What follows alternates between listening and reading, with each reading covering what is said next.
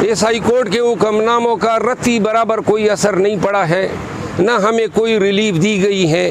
हमने सिर्फ कानूनी हकूक़ मांगे हैं और ये गुजारिश की थी कि अडियाला में शिफ्ट कर दें। तारीखें हमें मिल रही हैं, रिलीफ जो है वो भी नहीं मिल रहा है जो आम इंसानों को और आम कैदियों को मिलता है। शेव करने के लिए शीशा नहीं, बदबूदार कमरा और साथ में अटैच बात नहीं है। फिर ऊपर से जज साहब की रिपोर्ट के मुताबिक इन्होंने कैमरा नस्ब किया हुआ है। जो रवैया इन्होंने चेयरमैन पीटीआई के साथ इस कैद में रवा रखा है वो इंतहाई काबिल मज़म्मत है। पिटीशन दायर की है चूँकि अब वकला जो हैं उनको ख़दशात हैं अपनी लिबर्टी, अपनी प्राइवेसी, अपने प्रोफेशन के तहफ़्फ़ुज़ के लिए, तो मुझे भी यहाँ पे आना पड़ा और जिसमें मैंने वज़ारत दाखिला, IG इस्लामाबाद, ये वही तमाम लोग जिन पर रोज़ाना हम PTI के लीडर्स की तरफ से केसेस करते रहते हैं, उनके ख़िलाफ़ मैंने दादरसी मांगी है कि चूँकि मुझे ख़दशात हैं और कई दफ़ा इन्होंने अटेम्प्ट किए, तो लिहाजा अदालत से मैंने प्रोटेक्शन मांगी और ऑनरेबल हाई कोर्ट ने जो है वफाकी इदारों को जो है मेरे ख़िलाफ़ किसी किस्म का एक्शन करने या गिरफ़्तारी से रोक दिया है। अगली तारीख़ जो है वो 30 अगस्त मुकर्रर हुई है, जिसके बाद देखा जाएगा कि जी ये वैसे ही हरासमेंट कर रहे हैं या कोई इन्होंने कानूनी कार्रवाइयाँ की हैं या नहीं की है। आज ही इस्लामाबाद हाई कोर्ट में तोशाखाना अपील मुकर्रर है। इस हवाले से मैंने कल ट्वीट भी की थी कि लोग ये इम्प्रेशन दे रहे हैं कि गोया अगर आज सज़ा मुअत्तल होती है तो चेयरमैन PTI जो है वो रिलीज़ होके बाहर आ जाएंगे। मैंने इस इम्प्रेशन को गलत करार दिया है, क्योंकि जब चेयरमैन PTI की अपील पहली दफ़ा डिवीज़न बेंच के सामने आई, अगर उस दिन सज़ा मुअत्तल हो जाती तो चेयरमैन PTI जो हैं वो बाहर आ जाते, लेकिन चूँकि उसको उस मुकदमे ने इतनी तवालत पकड़ ली है कि इस दौरान जो है 25 लगभग मुकदमात में चेयरमैन PTI को गिरफ़्तार कर लिया गया है। तो लिहाजा आज जो सज़ा की मुअत्तली है वो अगर आज, जिसका कभी इम्कान है क्योंकि कानून शॉर्ट टर्म सेंटेंस और फिर ऐसे ट्रायल जो इस केस में हुए हैं, ऐसे केसेस में रूटीन है कि सज़ाएँ मुअत्तल होती हैं, लेकिन इसका फ़ायदा चेयरमैन PTI को इसलिए नहीं होगा कि और केसेस में हमने उनकी रिहाई के लिए स्ट्रगल करनी है, कोर्ट्स को अप्रोच करना है।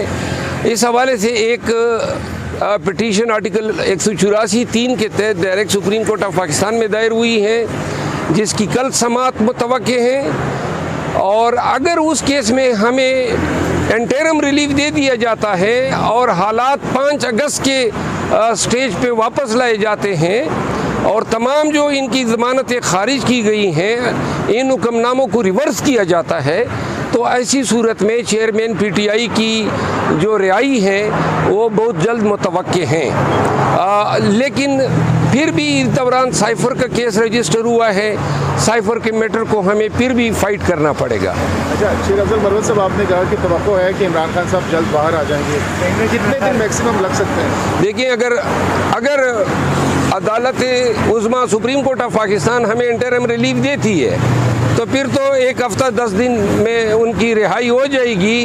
अगर उसमें साइफ़र में भी हमें रिलीफ मिल जाता है तो फिर चेयरमैन PTI 1-2 दिनों में रिहा हो जाएंगे। लेकिन अगर साइफ़र चूँकि नया इशू है उसमें हमें रिलीफ नहीं दिया जाता है तो साइफ़र के मैटर में जब तक उनकी बेल नहीं होती है तब तक उनकी रिहाई मुमकिन नहीं है। अटक के एडिशनल सेशन जज ने जो दौरा किया जेल का, उन्होंने जो इंकशाफात किए इमरान खान की सुलियत के हवाले से, आप भी एक दरख्वास्त लेके गए हुए हैं, क्या कहेंगे इसके ऊपर? ये तो बड़ी 17 दिन हो गए हम यहाँ इस हाई कोर्ट में आए हैं। इस हाई कोर्ट के हुक्मनामों का रत्ती बराबर कोई असर नहीं पड़ा है, ना हमें कोई रिलीफ दी गई है।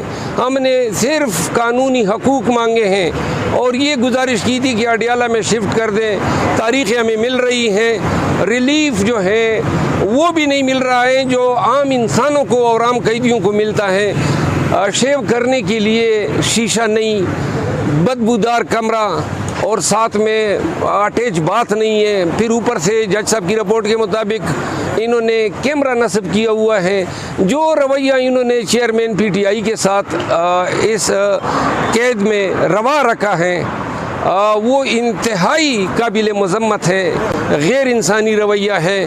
और हमें गिला अदालतों से हैं कि अदालतों ने हमें वो भी नहीं दिया जिसके हम हकदार हैं। साइफर केस जिस कानून के तहत रजिस्टर हुआ है वो कंट्रोवर्शियल हो गया, सदर ने उसको नोटिफाई नहीं किया है, तो अब इस केस का क्या पोजीशन बनेगा जब कानून ही नहीं है? साइफर भी तोशाखाना की तरह एक फ्रॉड है।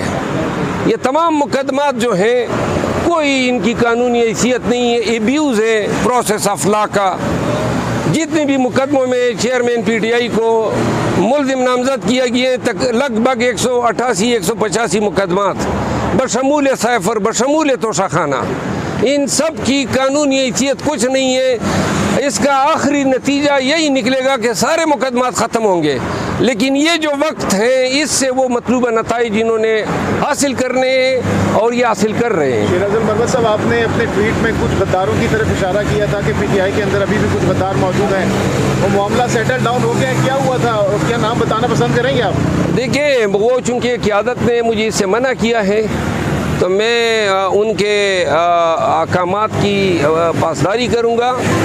ताहम ये फ़ैसला हुआ है कि ये मसला जो है बड़ा संजीदा है और ये चेयरमैन पीटीआई के सामने रखा जाएगा, वो इसका खुद फैसला करेंगे। टोटल जो आप समझते हैं कि गद्दार हैं? देखिए, ये अब चूँकि मैंने कहा कि मना किया गया है तो लिहाजा मुनासिब नहीं है कि मैं अपने जो हमारे पार्टी में सीनियर हैं उनकी बात को जो है मैं वायलेट करूँ।